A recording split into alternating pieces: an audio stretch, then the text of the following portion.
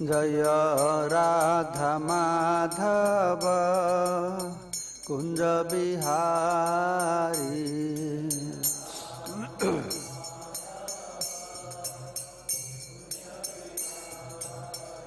जय राधा माधव कुंज बिहारी।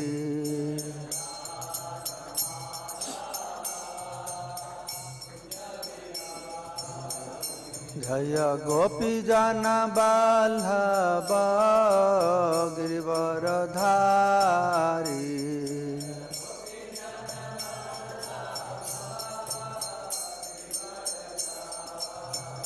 जय गोपी जन वल्लभ गिरिवरधारी।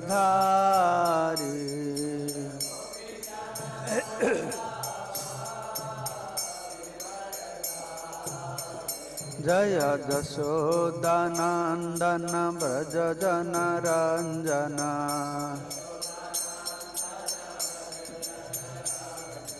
जशोदानंदन व्रज जनरंजन।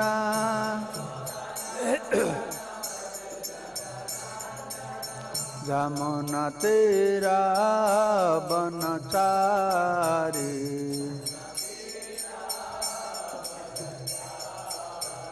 जय राधा माधव कुंज बिहारी।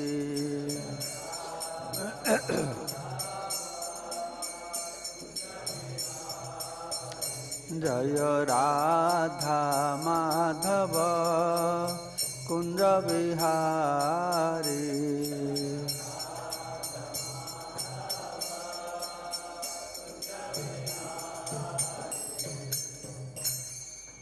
जय श्री प्रभुपाद की। मंगल हरि नाम संकीर्तन की। जय श्री श्री राधा पार्थ सारथी जीव की। सीताराम लक्ष्मण हनुमान गौर निताई की। समवेत भक्त वृंद की। निताई गौर सीतानाथ परमानंदे। हरि हरि बोल। ओम अज्ञानतिमिरन्धस्य ज्ञानाञ्जनशलाकया चक्षुरुन्मिलितं येन तस्मै श्रीगुरवे श्रीचैतन्यमनोभीष्टं स्थापितं येन भूतले स्वयं रूप कदा मह्यं ददाति। वन्देऽहं श्रीगुरो श्रीयुतापदकमलं श्रीगुरून् वैष्णवांश्च श्रीरूपं साग्रजातं सहगना रघुनाथान्वितं तं सजीवं साद्वैतं सावधूतं परिजनसहितं कृष्णचैतन्यदेवं श्रीराधाकृष्णपादान् सहगना ललिता श्रीविशाखान्वितांश्च वाञ्छाकल्पतरुभ्यश्च कृपासिन्धुभ्यैव च पतितानां पावनेभ्यो वैष्णवेभ्यो नमो नमः। नमो विष्णुपदाय कृष्णप्रेष्ठाय भूतले श्रीमते भक्तिवेदान्त स्वामिने इति नामिने। नमस्ते सारस्वती देवे गौरवाणी प्रचारिणे निर्विशेष शून्यवादी पाश्चात्य देशतारिणे। हे कृष्णा करुणा सिंधु दीनबंधु जगत्पते गोपेश गोपिका कांत राधाकांत नमस्तुते। तप्त कांचन गौरांगी राधे वृंदावनेश्वरी वृषभानुसुते देवी प्रणमामि हरिप्रिये। जय श्री कृष्ण चैतन्य प्रभु नित्यानंद श्री अद्वैत गदाधर श्रीवासादि श्री गौरभक्तवृंद। हरे कृष्णा कृष्ण कृष्ण हरे हरे हरे राम राम राम हरे हरे। मुखम करोति वाचलं पंगुलं हयते गिरिं यत्कृपातमहं वंदे परमानंद माधवम श्री गुरुदिनतरणं श्री चैतन्य ईश्वरम। तो आज एक विशेष तिथि है, ये बहुत गुरुत्वपूर्ण तिथि है, लेकिन इस तिथि का गुरुत्व सब लोगों के लिए नहीं है। सब सनातन धर्म या हिंदू लोगों के लिए नहीं है। ये तिथि विशेष करके वैष्णवों के लिए बहुत गुरुत्वपूर्ण है। वो भी फिर हर वैष्णवों के लिए नहीं है, विशेष करके जो चैतन्य महाप्रभु अनुगामी होते हैं उन लोगों के लिए आज जो तिथि, इसको बहुलाष्टमी बोलते हैं। बहुलाष्टमी है। तो इसी तिथि में राधा कुंड श्याम कुंड प्रकट हुए थे। बहुला गाभी का जो लीला हुआ था तो कब हुआ था? कोई जमाना में हुआ था, पहले जमाना में हुआ था। फिर उधर ही राधा कुंड श्याम कुंड प्रकट हुए। आप लोगों को मालूम है राधा कुंड भगवान श्री कृष्ण का कितना प्रिय है। राधा रानी जैसा भगवान श्री कृष्ण का प्रिय है और राधा कुंड भी ऐसा ही है। लेकिन राधा कुंड का महिमा लोगों को मालूम नहीं था। राधा कुंड श्याम कुंड के बारे में लोगों को क्या मालूम होगा, राधा रानी के बारे में भी लोगों को मालूम नहीं था। राधा रानी क्या है, कौन है, ये भी लोगों को मालूम नहीं था। सनातन धर्म अवलंबियों को, मुनि ऋषियों को, ये देवता लोगों को इसे मालूम नहीं था। तो श्री चैतन्य महाप्रभु आके राधा रानी को महिमा को प्रकट किए। इसीलिए हमारे आचार्यों ने बताते हैं, यदि गौर न है तो तबे की है तो केमने धरितम दे, राधार महिमा प्रेम रस सीमा जगते जाना तो के।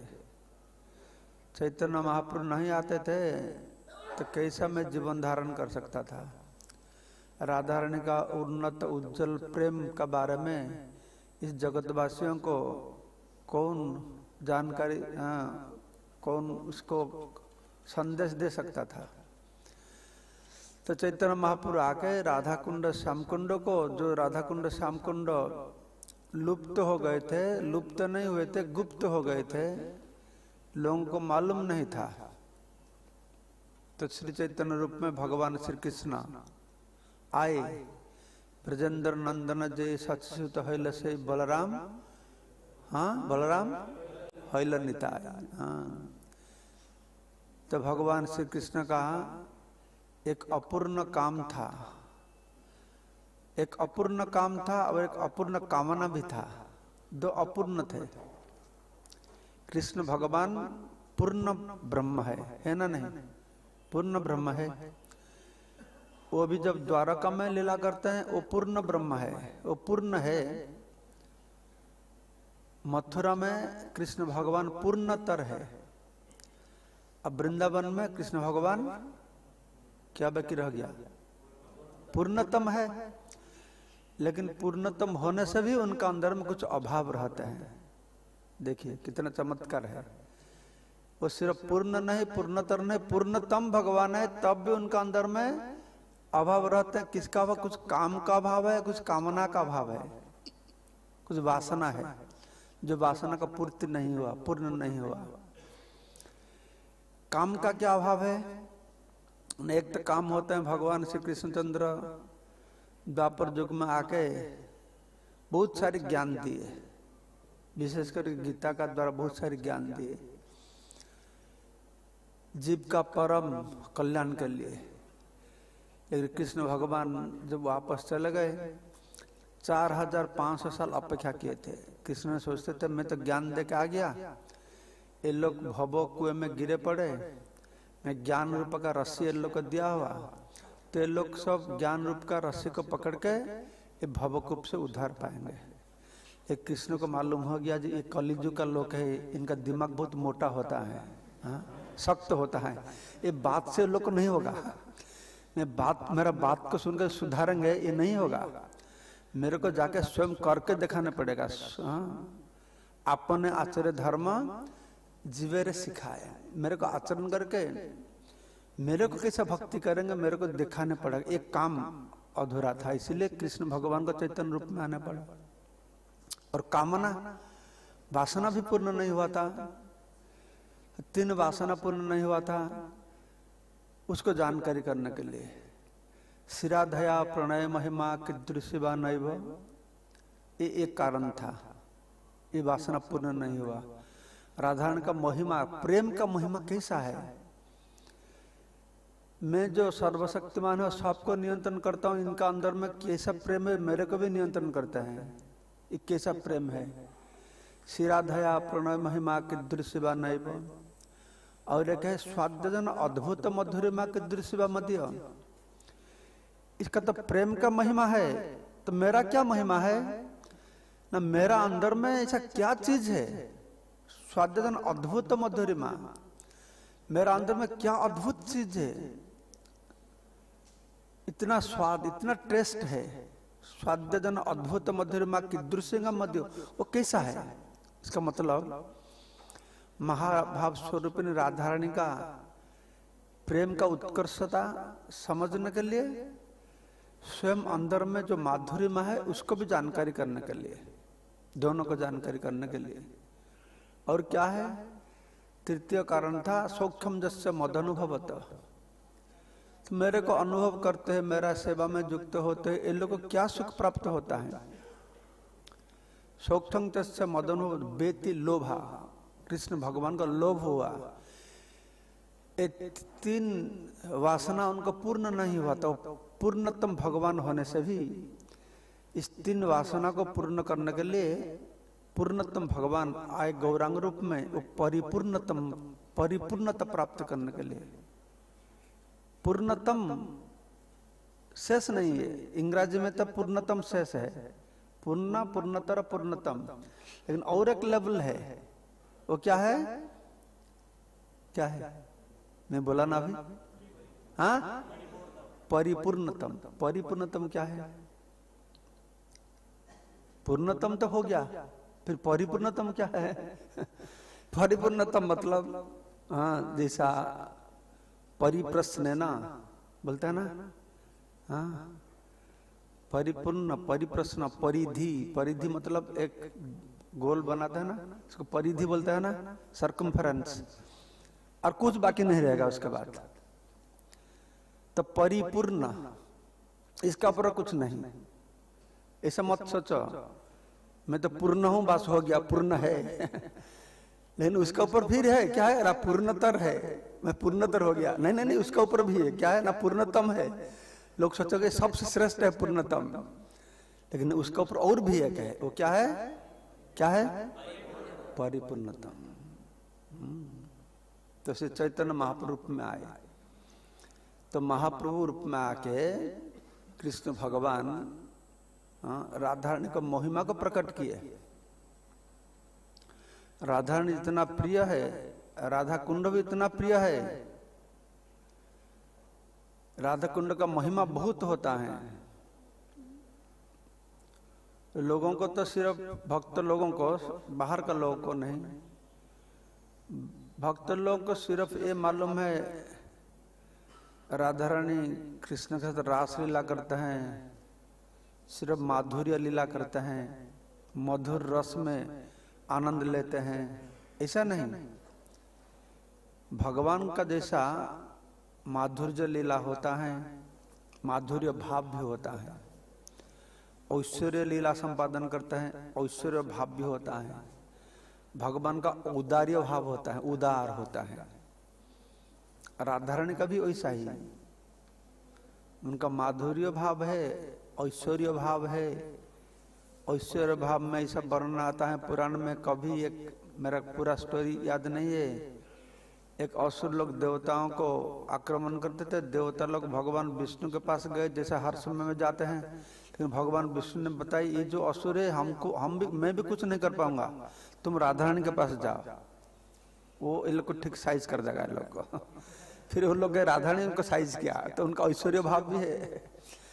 और राधारानी का सबका श्रेष्ठ है क्या, उनका औदार्य भाव, उदार, बहुत उदार होता है। उदार का इंग्लिश क्या वर्ड है? हाँ, कंपैशन, मैग्निफिसेंट, मुनिफिसेंट। हाँ, उदार, बहुत उदार होता है। हाँ, मैग्नानिमस, मैग्नानिमस उदार होता है। करुणा, बहुत करुणा भाव होता है ना, इसलिए बोलते हैं अनर्पित चरिंचिरात करुणया अवतीर्ण कलो। करुणया, कृपया नहीं, करुणया। हर समय भगवान कृपा करके आते हैं। कृष्ण भगवान आए, वामन राम भगवान का जब कृपा होता है तब ना धरती पर आते हैं लोगों को उद्धार करने के लिए, कृपा से आते हैं ना। लेकिन चैतन्य महाप्रभु कृपा करने के लिए नहीं आए, कृपा देने के लिए नहीं आए। वो आए क्या देने के लिए? करुणा देने के लिए। क्या फर्क है कृपा और करुणा में? तो कृपा मतलब तुम किसको मांगो, मेरे को कृपा करके दे दीजिए ना, फिर वो तुमको देगा। वो कृपा दिया, कृपा किया तुम्हारा पर। करुणा का मतलब क्या है? तुम मांगते नहीं तब भी तुमको देते हैं। यही चैतन्य महाप्रभु, समझते हैं? कोई मांगते नहीं फिर भी देते हैं। तो हर समय भगवान को मुनि ऋषि जोगी लोग हर समय तपस्या करते थे, ध्यान करते थे। कोई मांगते थे ना, भगवान इसको दे दो, धन दो, संपद दो, स्वर्ग दे दो, मुक्ति दे दो, वैकुंठ दे दो, मांगते थे ना, तो भगवान कृपा करके देते थे। तो हर भगवान का स्वरूप में कृपा है लेकिन करुणा नहीं है। करुणा नहीं है, कृपा है। तो चैतन्य स्वरूप में करुणा है। क्यों करुणा है? सबका अंदर में कृपा है, चैतन्य का अंदर में करुणा क्यों है? क्योंकि कृपा मतलब कोई मांगेगा तुम देंगे कृपा, लेकिन चैतन्य महाप्रभु ऐसा एक वस्तु देने के लिए आए, कोई तो मांगेगा नहीं, कोई मांगेगा नहीं। मांगेगा कैसा? मालूम ही नहीं मांगेगा कैसा। मालूम होगा ऐसा चीज है तब तो मांगेगा ना। वेद शास्त्र से हमको मालूम है स्वर्ग है, मुक्ति है, मोक्ष है, वैकुंठ है, मांगते हैं। लेकिन महाप्रभु ऐसा चीज देने के लिए कोई मालूम नहीं मांगेगा कैसा, तो इसलिए क्या करना पड़ेगा? Then himself has to give, ना। तो इसलिए करुणा भाव नहीं होने से वो जो चीज लेके आए तो उसको वितरण ही नहीं कर पाएंगे। इसीलिए भगवान को, चैतन्य महाप्रभु को करुणा स्वरूप, करुणा भाव को लेकर आए। समझ गए ना? क्योंकि वो तो आए पंचम पुरुषार्थ देने के लिए। धर्म अर्थ काम मुख्य वेद शास्त्र में जो देते हैं उसको देने के लिए आए नहीं। चैतन्य महाप्रभु आए क्या? कृष्ण प्रेम। लेकिन कृष्ण प्रेम कोई मांगेगा? कृष्ण प्रेम कोई मांगता है? कोई मांगता नहीं। कृष्ण को कोई प्यार नहीं करेंगे। क्यों कृष्ण को प्यार नहीं करेंगे? तुम सबको प्यार करते हो, क्यों प्यार करते हो? आपस में भौतिक जगत में क्यों लोग आपस में प्यार करते हैं? प्यार करने से क्या होगा? कुछ मिलेगा। अरे बच्चा को चॉकलेट दो, तुम्हारे पीछे पीछे दौड़ेगा, साथ साथ प्यार हो जाएगा। प्यार किसके साथ होता है? जिससे कुछ मिलेगा उससे प्यार होता है ना। कृष्ण को प्यार करने से तो मिलेगा नहीं। लेकिन कृष्ण बोलते हैं जब अहम अनुग्रह में हरि से तद धनम से नहीं। मेरा जो प्यार करेगा मैं से जो कुछ है लेके भाग जाऊंगा। तो इनको कौन प्यार करेगा? कोई प्यार करेगा? कोई प्यार नहीं कि भागो भागो इधर से भागाएगा ना। ये बहुत अद्भुत चीज है ना। भगवान का जो अमूल्य संपद है कोई नहीं मांगेंगे। भगवत प्रेम, कृष्ण प्रेम, प्रेम उपमार्थ महान श्री चैतन्य महाप्रभुर मतमेदम तत्रादरो नापरः। ये महाप्रभु का मत है, प्रेम उपमार्थ महान। ये पंचम पुरुषार्थ, चतुर्वर्ग चारि पुरुषार्थ होता है, जन्म, धर्म, अर्थ, काम, मोक्ष। ये पंचम पुरुषार्थ। धर्म प्रज्जित कैतव, सबको चीटिंग करके, चीटिंग बाज बताए और प्रेम दिए। तो उनको जो चैतन्य महाप्रभु में करुणा हुआ और सब भगवत स्वरूप में कृपा है। तो ये भगवान में करुणा हो गया। क्यों? कृष्ण तो भगवान है, राम तो भगवान है, वामन तो भगवान है, इस भगवान में इतना करुणा आ गया कैसा, ये भी बताऊंगा मैं तुमको। ये भगवत स्वरूप में इतना करुणा क्यों? वो तो भी भगवान, ये तो भी भगवान, तो वो लोग, वो भगवत स्वरूप में कृपा है, चैतन्य करुणा क्यों आया, इसका कारण क्या है? मेरे को साधु ने बताते थे, तो रामचंद्र भगवान जब सीता मैया और लक्ष्मण को लेकर वनवास में गए थे, दंडकारण्य और किधर पंचवटी में किधर होता, एक जगह पर रामचंद्र ने देखे बहुत सारी हड्डी हड्डी बोन्स, हड्डी कंकाल सब पड़ा है, हिप्स ऑफ बोन्स बहुत। तो पूछा गांव लोग ये क्या है ये सब? तो गांव लोगों ने बताया ये सब मुनि ऋषियों का हड्डी पड़ा है। तो असुर राक्षस लोग मुनि ऋषियों को खा लिया और उसका हड्डी पड़ा है। रामचंद्र बहुत गुस्सा आ गया, उनका एकदम आंखों लाल हो गया, ठोट एकदम कंपने लगा, धनुष बाण को उठाया, बोला अभी मैं इस धरती पर जितना राक्षस है सबको मार डालूंगा, नाश कर दूंगा। तो माता सीता देवी बढ़ते, तो ये क्यों क्यों क्यों ऐसा क्यों करेंगे तुम? अरे तुमको असुर लोग तुमको क्या हानि करते हो? तुमको तो कुछ हानि करता नहीं, तुम क्यों ऐसा करेंगे? तो सीता देवी ने बताया इस सब का मूल कारण है धनुष बाण है। जब तक तुम हाथ में धनुष बाण है, किसको मारेंगा मारेगा छीन ठोसते हो, ये धनुष बाण को तुम अभी छोड़ो। महाराज धनुष बाण को छोड़ो, जब तक हाथ में रहेगा मारेगा मारेगा चिंता है तुम्हारा। तो रामचंद्र बोलते नहीं, तो मैं तो मुनि ऋषियों को बात दिया, कथा दिया उनको, जे तुम उन लोगों की सुरक्षा के लिए मैं धनुष बाण प्रयोग करूंगा, ठीक है, तुम्हारा वासना को मैं भी पूर्ण करूंगा। नेक्स्ट टाइम जब मैं कृष्ण होकर आऊंगा तब मैं फिर कोई भी अस्त्र धारण नहीं करूंगा। तो सीता देवी बताए ठीक है, मैं अपेक्षा करूंगी नेक्स्ट लाइफ के लिए। तो सीता देवी आ गए, राधा रानी स्वरूप में आ गए। तो कृष्ण जब तक वृंदावन में थे कुछ भी अस्त्र धारण नहीं किए। राधा रानी पास में है ना, कुछ भी अस्त्र धारण नहीं किए। जो चक्र को व्यवहार के, जब मथुरा में गए फिर वैकुंठ से चक्र को बुलाए, उससे पहले कृष्ण का चक्र नहीं था, कुछ भी अस्त्र नहीं था। लेकिन राधा रानी ने बताया तुम तो फिर मारते हो, पुत्र को मार डाला, तृणावर्त को मार डाला, सकट को मार डाला। कृष्ण ने बताया अरे मैं नहीं मारूंगा ऐसा तो नहीं बताया, मैं बोला अस्त्र धारण नहीं करूंगा, मैं अस्त्र धारण नहीं करता हूं। अरे अस्त्र धारण तब तो मारते हो तुम। तो जब तक राधा रानी के पास कृष्ण थे अस्त्र धारण नहीं किए, अस्त्र का बगैर मारते थे। फिर जब वृंदावन छोड़ के गए मथुरा में तब अस्त्र धारण किए। तो राधा रानी सोचने लगे जब तक मैं पास में हूं ये अस्त्र धारण नहीं करते हैं, तब भी मारते हैं ना, दूसरे को मार डालते हैं। वो माँ है ना, असुर होने से भी, राक्षस होने से, माँ का लड़का जितना बुरा होने से माँ का इच्छा नहीं होगा उसको मार डालेगा ना। तो माँ है, वो चाहते नहीं तुम असुरों को राक्षस को मारो। तो राधा ने सोचने लगा, वो सोचने लगी जो मैं उनका पास में हूं ये अस्त्र धारण नहीं करते हैं तो मारते हैं, तो नेक्स्ट टाइम जब आएगा मैं उनका अंदर में घुस के आऊंगी। तो चैतन्य स्वरूप में वो कृष्ण का अंदर में, राधा रानी अंदर में बैठ के आई हुए, समझते हैं? इसीलिए इसे भगवत स्वरूप इतना करुणा है। ये भगवान का करुणा नहीं है, ये राधा रानी का करुणा है। समझ गए ना, समझ गए? ये कृष्ण चैतन्य महापुरुष स्वरूप जितना अनंत अनादि अनंत रूपम, अनंत भगवत स्वरूप में इस भगवत स्वरूप का कितना महत्व क्यों बढ़ा दिया।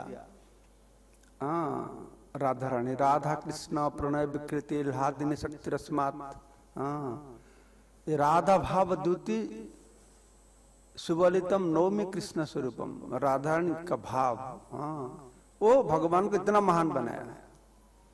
राधा रानी का भाव को अंगीकार करके आए, राधा रानी अंदर में घुस के आए, इसीलिए इतना महान बन गए। ये तो होगा ही होगा। राधा रानी का करुणा का महिमा कितना देखो, आप लोग सब सुने हुए, तभी बताऊंगा। आप लोग शिव खोर के बारे में सुने, शिव खोर है ना, राधा कुंड के बीच में। एक बार राधा रानी सखियों को लेके राधा कुंड में नहाने के लिए गई थी, तो सखी लोग आके बताए, ओ राधा रानी देखो देखो, एक गांव का लड़के बच्चे लोग इतना दुष्ट है। एक सी जाकल, क्या है हिंदी में सी जाकल, सियाली सियाली तो सियाली को लोग को भगाते थे। वो डरते हुए एक गड्ढा में घुस गई। तो गांव का बच्चे लोग इतना बदमाश है, लकड़ी सब कुछ लेके उसका मुंह में रख के आग लगा दिया। तो सियाली जलते रहते हैं। तो राधा रानी ने बताया, हाय हाय ऐसा कैसा हो सकता है, मेरा कुंड का नजदीक में ऐसा हो सकता है। तो बोला ले आओ उस सियाली को ले आओ। वो अर्धदग्ध हुआ, जला हुआ सियाली को ले आया। राधा रानी क्या की, उनका ऊपर ऐसा हाथ बुला दिया। साथ सियाली एक सखी रूप बन गई। और रानी तुम इधर रहो, मेरा पास रह के मेरा सेवा करो इधर। मैं सोचता हूँ देखो राधा ने कितना करुणा है। इस सियाली दीक्षा नहीं लिया, 16 माला जप नहीं किया, 4 रेगुलेटरी प्रिंसिपल फेल कर कुछ भी नहीं किया। और सियाली जानवर है, साथ उनका पाप से छुटकारा मिला। ऐसा नहीं दिव्य शरीर मिला, वैकुंठ धाम मिला, ऐसा नहीं, साथ एकदम टॉप मोस्ट पोजीशन मिलेगा। तो जो राधा ने के अंदर में इतना करुणा है, एक असहाय सियाली को हाथ बुला के साथ एक मोमेंट आपका सखी बना सकते हैं। तो वो राधा रानी जिसका अंदर में प्रवेश करके आते हैं, जो भगवान का भगवत स्वरूप में, तो उनका अंदर में तो करुणा का भाव प्रकाश होगा ही होगा ना। तो ये राधा कुंड का महिमा है। राधा कुंड इतना श्रेष्ठ है। तो उपदेश शब्द में बताते हैं, रूप को बताते हैं, वैकुंठ जनित बरा मधुपुरी तत्रापि रासोत्सवात् वृंदारण्यम उदरपानी रमना तत्रापि गोवर्धना राधा कुंडम यह अपि गोकुलपते प्रेमामृत प्लावनात् प्रेम अमृत प्लावन। हाँ, कुर्जत अस्य विराजतो कटितटे गिरितटे सेवा विवेकी न कह। और कौन से अविवेकी व्यक्ति है जो ऐसा सेवा नहीं करेगा, इतना श्रेष्ठ महान स्थान पर बैठ के। बोलते मथुरा नामक एक पवित्र स्थान है। तो मथुरा है आध्यात्मिक दृष्टि से वैकुंठ जनित बड़ा श्रेष्ठ है, वैकुंठ से भी श्रेष्ठ है। क्योंकि वैकुंठ तो एक नहीं ना, बहुत सारे अनंत वैकुंठ है। तो वैकुंठ का ऊपर अयोध्या है, उसका ऊपर मथुरा है, द्वारका है, मथुरा है। हाँ, तो मथुरा होता है हर वैकुंठ लोक से सबसे श्रेष्ठ होता है। और इस धरती पर, इस ब्रह्मांड में, ये ब्रह्मांड में स्वर्गलोक होता है, मर्त्यलोक होता है, नरक लोक होता है, पाताल लोक होता है। देखो इस स्वर्गलोक और पाताल लोक या नरक लोक ये भोग का स्थान होता है, सुख और दुख का फल का भोग करो। लेकिन इस भूलोक ये एक कर्म क्षेत्र होता है, कर्म का अनुसार फल को प्राप्त होता है। तो इस भूलोक में भारत श्रेष्ठ होता है। भारत भा मतलब ज्ञान। इधर सब लोग ज्ञान में हर्ष में मग्न है, लीन है। उसी स्थान को भारत बोलते हैं। भारत इस धरती पर सबसे श्रेष्ठ है। क्यों श्रेष्ठ है? अमेरिका से भी श्रेष्ठ है भारत। हाँ, भारत खाने के बाद खाने के मिलते नहीं, अभी थोड़ा खाना पीना मिलता है। भारत का अवस्था बहुत खराब है ना। भारत का लोग दुखी है ना सुखी है?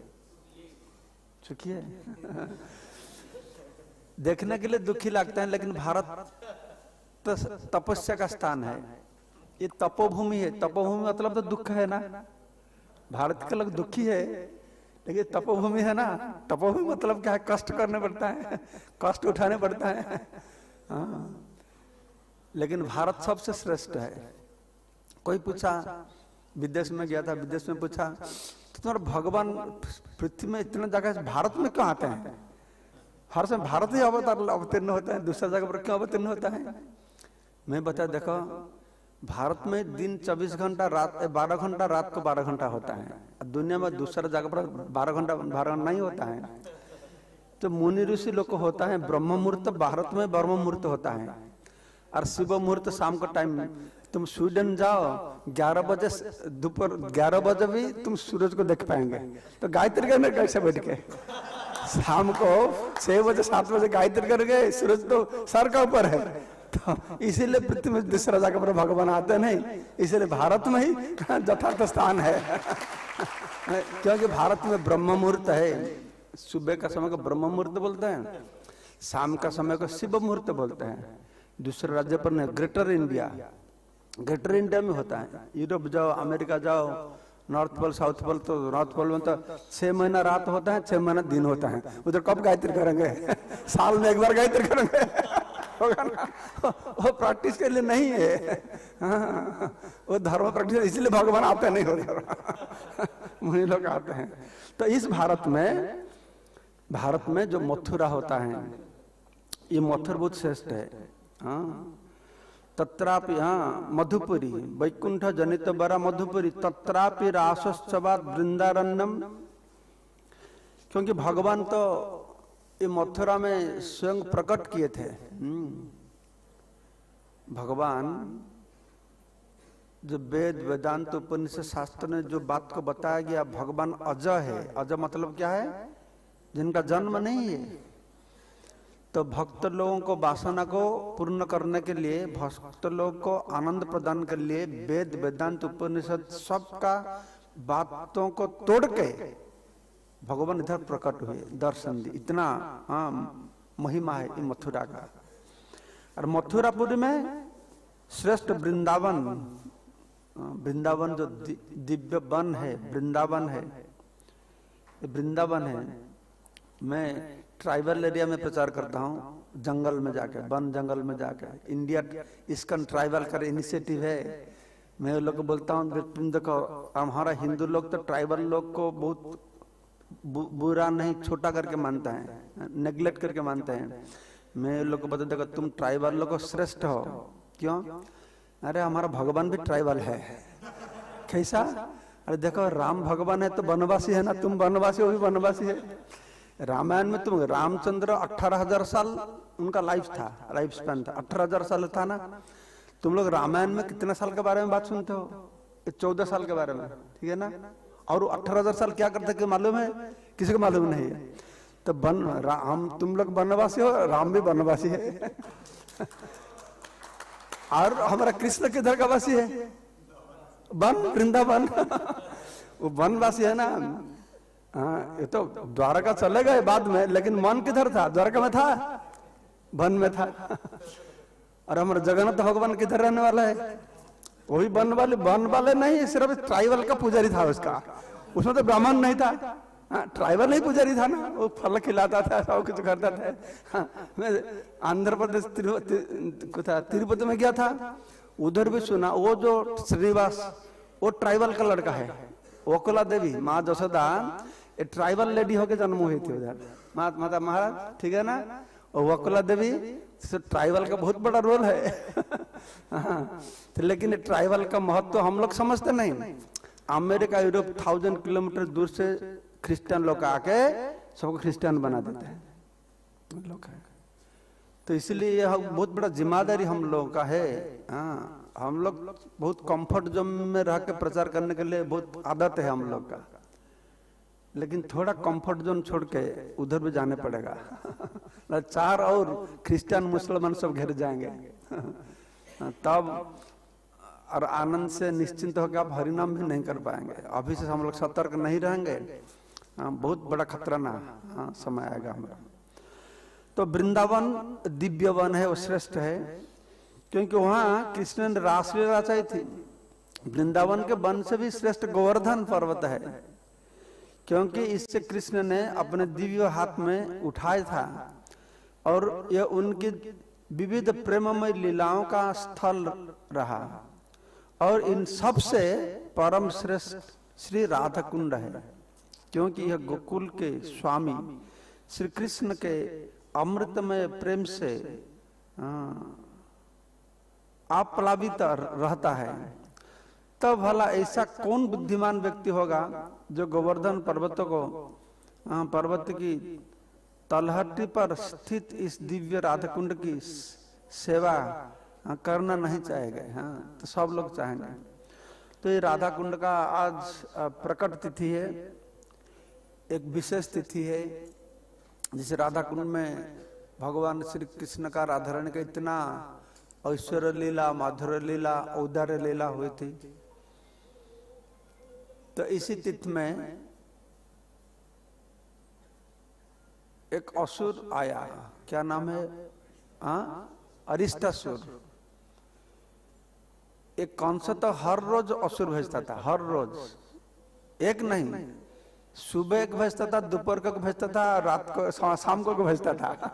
हाँ, मैं किधर पढ़ा, कृष्ण जो गोचारण में जाते थे, गोचारण में जाते थे, गोचारण तो नहीं करते थे, खेलते थे। गुरु तो छोड़ के नहीं जाएगा ना, साथ आसपास में रहते थे। वो ऐसा खेलते थे, टाइम भूल जाते, कब खाना का टाइम हो गया, दोपहर को भूल जाते थे। तो एक असुर आता था, जब असुर को मारते थे तो ग्वाल बालों को याद आता तो अभी खाने का टाइम हो गया।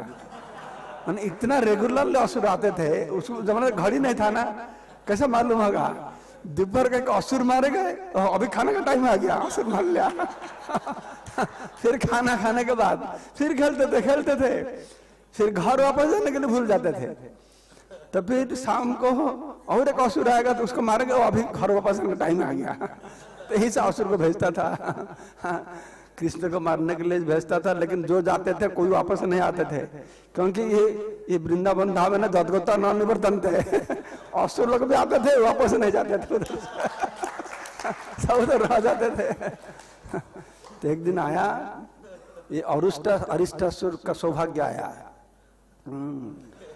अरिष्टासुर का सौभाग्य है ना, सौभाग्य है ना, भगवान जिसको मारते हैं उनको उसको मार डालते हैं ना, सब पाप को हरण कर लेते हैं, उनको मुख्य प्राप्त, सब पाप से पाप ख्यालन कर देते हैं।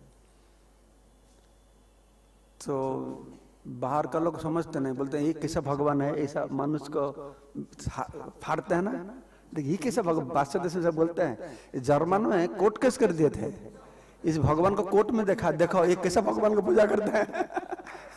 लेकिन वो लोग तो मालूम नहीं, भगवान को, भगवान उसको पेट फाड़ते हैं लेकिन उसको उद्धार मिलते हैं मुख्य, इस लोग को मालूम नहीं होता। इसीलिए हमारा सनातन धर्म लोगों को समझ में नहीं आता है, इसका गुप्त, इसका रहस्य लोगों को मालूम नहीं होता है। तो ये अरिष्टासुर आया। उसी दिन जो अरिष्टासुर आया, बहुत बलवान, उसको कौन सा ने भेजा था, एक बुल क्या है, साढ़, बैल नहीं, साढ़ है, एक साढ़ का रूप। गाय है, बैल है, बछड़ है और साढ़ है, दूसरा होता है ना। एक साढ़ आया था। तो साढ़ इतना प्रभावशाली था, वो जब वृंदावन में आया ना, वो जो चलता था ना, मानो जैसे धरती कांपता था ऐसा, उनका पैर का ऐसा दबाता था। ये भागवत में वर्णना किया, बहुत करके से आता था। भगवान कृष्ण आके अरिष्टासुर को मार डाले। तो उस दिन मार डालने के बाद उसी दिन शाम को ललिता विशाखा राधारानी को साथ में लेके जाते थे। तो वो लोगों ने बात आपस में बातचीत करते, देखो हम लोग ने सुना है कृष्ण आज एक साढ़ को मार डाला, बहुत बड़ा पाप किया। तो पूर्णमासी के पास चलो, पाप से कैसे छुटकारा मिलेगा, इसको सलाह करना पड़ेगा। तो ऐसा बातचीत करते करते कृष्ण सामने में आ गए। तो राधा ने थोड़ा जोर से और बताया, पुकार जोर से बताया, कृष्ण सुन पाएंगे। ये आज कृष्ण ने साढ़ को मारा है, वो पाप लग गया। तो कृष्ण, तुम आज हम लोग स्पर्श नहीं कर पाएंगे, तुम पापी हो, पाप लगे। क्यों? अरे तुम साढ़ को मार डाला। कृष्ण हंसने लगा, अरे साढ़ नहीं, वो असुर था, वो राक्षस था, तुमको मालूम नहीं है।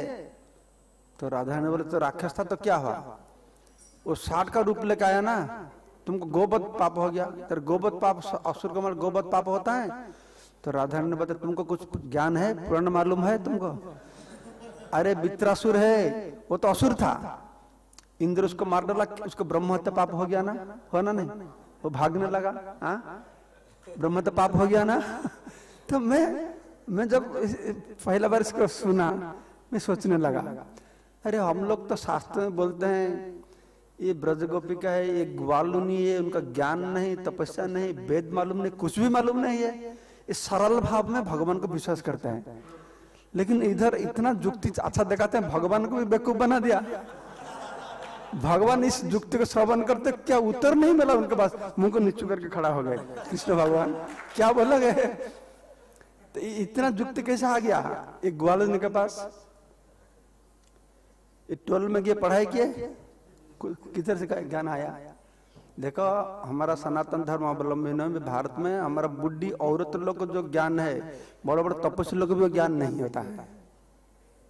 ये लोग गांव गांव में सब पुराण पाठ करते हैं। सब में एक उड़ीसा में किधर गया था, एक बूढ़ी आदमी 80-90 ईयर्स ओल्ड, वो बूढ़ी सब पुराण मुखस्थ है, उसका पूरा मुखस्थ है, बचपन से पढ़ते हैं। अरे हमको ज्ञान प्राप्त होता है मुनि ऋषियों से नहीं, हमको ज्ञान प्राप्त होता है माँ का गोद से ज्ञान को प्राप्त होता है। जब बचपन में मेरा याद है, जब नींद नहीं आता था, मेरा माँ मेरे को रामायण बोलता, रामायण का सब कहानी उनको मालूम है। तुलसी रामायण से सब ज्ञान आता था। एक ग्वालनी होने से भी सब ज्ञान वो लोग। कृष्ण भक्त का मतलब वो लोग मूर्ख नहीं है, उधर ज्ञान और कर्म का प्रभाव नहीं है, लेकिन ज्ञान का पूर्णता है। वो ज्ञान का आवाज नहीं करते हैं, लेकिन ज्ञान का पूर्णता है, परिसमाप्ति है। जैसा एक मटका होता है ना, मटका के खाली मटका है, पानी डालो ज्यादा आवाज करेगा ना, जब मटका भर जाएगा आवाज करता है, आवाज करता है। ऐसा भक्त का भाव ऐसा है, भक्त का अंदर में सब कुछ ज्ञान है, लेकिन ज्ञान का आवाज आवाज नहीं करता है, लेकिन सब कुछ सिद्धांत मालूम है। तो ब्रज गोपियों को राधारानी को मालूम है, बता दे, तो कृष्ण लज्जित हो गए, तो कुछ उत्तर दे नहीं पाए, चुपचाप खड़े हो गए, सोचने लगे। तो ठीक है, मतलब पाप हो गया, तो पाप से छुटकारे का कुछ विधान है।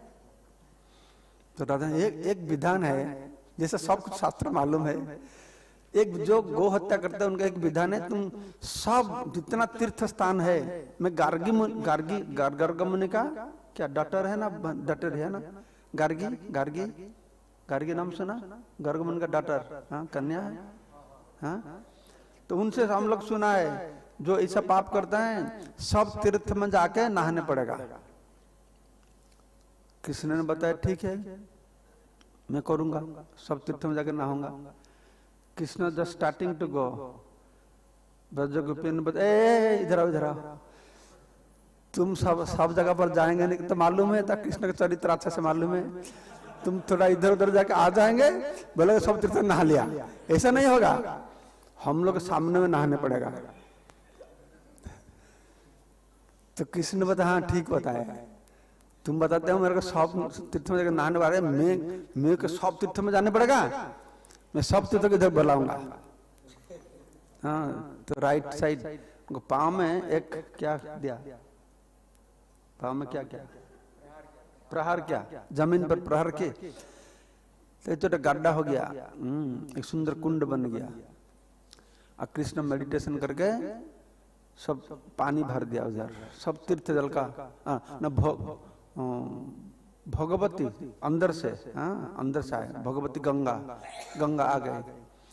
गंगा पहले आने के बाद जितना तीर्थ नदी से सबको बुलाए, सब आए गए। तो कृष्ण भगवान नहा लिए, भगवान नहाने के बाद फिर बताया ठीक है देखो मैं तो पवित्र हो गया, लेकिन तुम लोग अपवित्र है, क्योंकि तुम तो इसी शहर का सिटीजन हो ना, जो राजा को जो पाप होता है प्रजा को भी कुछ लगता है, तुम अब का पाप हो गया, अभी मैं पवित्र हो गया। तो ब्रज गोपी ये सब तीर्थ का पानी है, तुम पाँव को दबा के तीर्थ पाँव से आते हैं तीर्थ का पानी, तो पवित्र हो गया तुम्हारे पाँव लाग के हुए।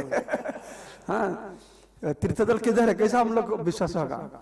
फिर कृष्ण बताए सब तीर्थ जितना थे मूर्त रूप धारण करके आए, वो आपका परिचय भी दिए, मैं गंगा, मैं सरस्वती, मैं कावेरी, मैं गोदावरी, हाँ ऐसा करके सब आपका परिचय दिए। तो कृष्ण भगवान अभी विश्वास हो गया ना, सब तीर्थ आ गए, जाओ जाओ अभी नहा लो।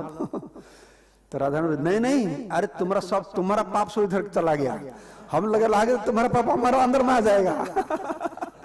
हम लोग वैसे नहीं नहाएंगे, हाँ हम लोग खुद का कुंड बनाएंगे। तो राधा ने गई, इधर अरिष्टासुर उनका पैर का क्या प्रेशर से एक गड्ढा हो गया था, छोटा सा गड्ढा। तो उसका कंकन क्या बोले, कंगन से, और किधर लिखा है कम क्या बोलता है, कंगनी, कंघी, कंगन से और कंघी से। तो उसको खुद न लगे। अरे इतना बड़ा तालाब बनाएंगे, कंगन से कितना खोदेंगे। तो उनका हजारों सखी थे, सब लग गए, सब लगते है। इसको कुंड तो बना दिया। तो भगवान कृष्ण ने बताया कुंड तो बन गया, पानी किधर है? नहीं कुंड नहीं बोला, तुमने अच्छा से अच्छा गड्ढा बना दिया। तुम तो अच्छा गड्ढा बनाया, लेकिन पानी किधर है? हाँ तुम ये पानी ले लो। नहीं तुम्हारा पानी हम लोग नहीं लेंगे। हाँ लाखों गोपियों के देखे मैं मानस गंगा से ले आऊंगा। तो मानस गंगा ले आते थे। भगवान कृष्ण देखे कितना परेशानी होगा, इतना तालाब को कैसा भरेंगे मानस गंगा अंदर। तो कृष्ण बता देखो, और कृष्ण भगवान बोले इस नदियों को बताए, देखो तुम काम करो, तुम्हारा एक बहुत अच्छा मौका मिला राधारानी सेवा करने के लिए। तुम जाओ राधारानी का पैर पकड़ो, उनको प्रार्थना करो, उसको बोलो थोड़ा तुमको भी सेवा करने के लिए मौका देंगे।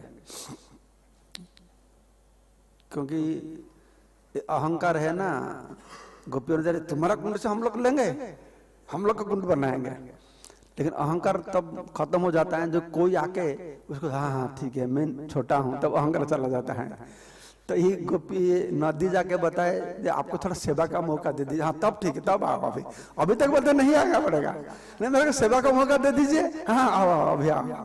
तो जब हाँ राधारानी परमिशन दिए, तो श्याम कुंड से हाँ वो प्रेशर देके हाँ फिर राधा कुंड वो पानी में भर गया। प्रेम का पानी है, ये प्रेम का द्रव है। राधा कुंड का जो पानी होता है ये पानी नहीं, ये प्रेम का द्रव है। तो राधा कुंड का महिमा है। उधर राधा कुंड का किनारे पर किधर है बहुला गाभी। एक पूर्व जमाना में कहानी हुआ था, एक गाभी था जंगल में। एक टाइगर आया। टाइगर क्या है हिंदी में? शेर आया। बाघ ना शेर क्या है? शेर क्या है? लायन। सिंह नहीं, हिंदी में सिंह भी है। सिंह को शेर बोलते हैं, नहीं सिंह शेर एक ही है, और बाघ है। सिंह ही है, शेर नहीं। हिंदी में शेर नहीं है, वो उर्दू में शेर है। मैं जब हिंदी किताब पढ़ता हूँ ना, हिंदी बात पढ़ता सुनता हूँ, जो मैं समझ नहीं पाता हूँ वो हिंदी नहीं है। क्योंकि हिंदी बांग्ला उड़िया में सब शब्द एक ही है, मोस्ट ऑफ द वर्ड्स है ना। लेकिन ये उर्दू सब शब्द घुसा दिए। हाँ आसमान हिंदी नहीं है, ये उर्दू है, लेकिन सब आसमान बोलते हैं। मैं तो खून निकाल दूंगा, खून हिंदी नहीं है, रक्त है। मैं सब खून सोचता था। एक बार राधा गोविंद महाजन ने रक्त क्या है, तभी नहीं रक्त तो हमारा उड़िया का भाषा है, बांग्ला में रक्त है। इस उर्दू भाषा जो घुस जाता है। मगर क्या है? मगर किंतु, हमारा हिंदी में किंतु है ना, ये मगर, लेकिन मगर इस सिनेमा से हम लोग सुनते हैं, सीखते हैं, भेजल हो जाता है। तो बाघ आ गया, बाघ मैं तुमको खाऊंगा। एक गाय थी, इंसान नहीं थी, लेकिन गाय ने बताया नहीं ठीक है, मैं तुम मेरे को खाएंगे, ठीक है। घर बच्चा है, इसको दूध पिला के आऊंगी, थोड़ा गुड बाय करके आऊंगा। हाँ गुड बाय करके आऊंगी। तो गाय गए, घर में दूध पिलाए, अब बताए तो ये तो लास्ट टाइम तुमको मैं पिलाती हूँ, और तुम क्यों? मैं जाऊंगा, मेरे को बाघ खाएंगे। नहीं तुम मत जाओ, बच्चे वाला मैं जाऊंगा। तो जब उनका मालिक सुन लिया, मालिक नहीं तुम दोनों मत जाओ, मैं जाऊंगा, मेरे को खाएंगे। तो सब बोलते मैं जाऊंगा, मेरे को खाएंगे। फिर तीनों आके पहुंच गए बाघ का पास। तेरे भाग ने सोचा रही थे एक गाय था तीनों आगे खाने के लिए, और तीनों बोलते नहीं तुम मेरे को खाओ, ये बोलते मेरे को खाओ, ऐसे बोलते। तो बाघ तो आश्चर्य हो गया, ये कैसा गाय है। तो मैं सोचता हूँ उस समय जमाने में जानवर लोग को इतना इतना अच्छा था, उनका दिमाग इतना अच्छा था। आजकल कोई इंसान ऐसा करेंगे? हाँ, जो इंसान करेंगे तो बोलेंगे बुद्धू है, बुद्धू है। आज जो इंसान ऐसा बता के भाग जाएगा, ये चालाक है, देखो कैसे कैसे उसको हमें ठकाई कर दिया, ऐसा बताएंगे ना। हाँ, अभी जो दूसरा का चीटिंग नहीं कर पाएंगे तुम मूर्ख हो, चीटिंग कर पाएंगे तो तुम चालाक हो, तुम असली इंसान हो। तुम इंसान ही नहीं हो, चीटिंग नहीं कर पाता हो दूसरा को, तो इंसान क्या, कैसा इंसान हुआ तुम? हाँ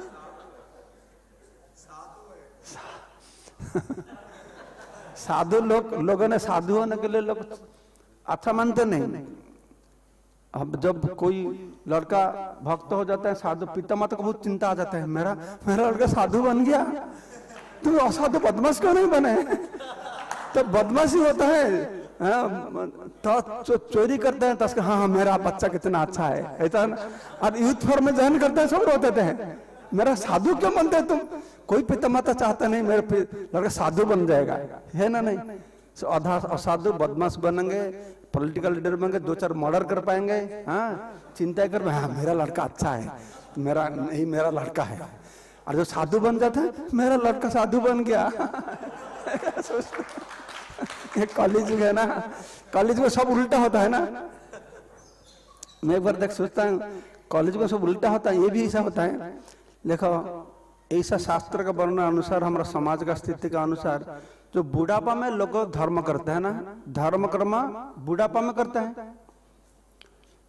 लेकिन कलियुग में उल्टा है ना, जो बुढ़ापा में धर्म, बूढ़ा लोग जो होते हैं धर्म कर्म करना चाहते नहीं, यंग लोग जो धर्म करना चाहते हैं, ये सब उल्टा है।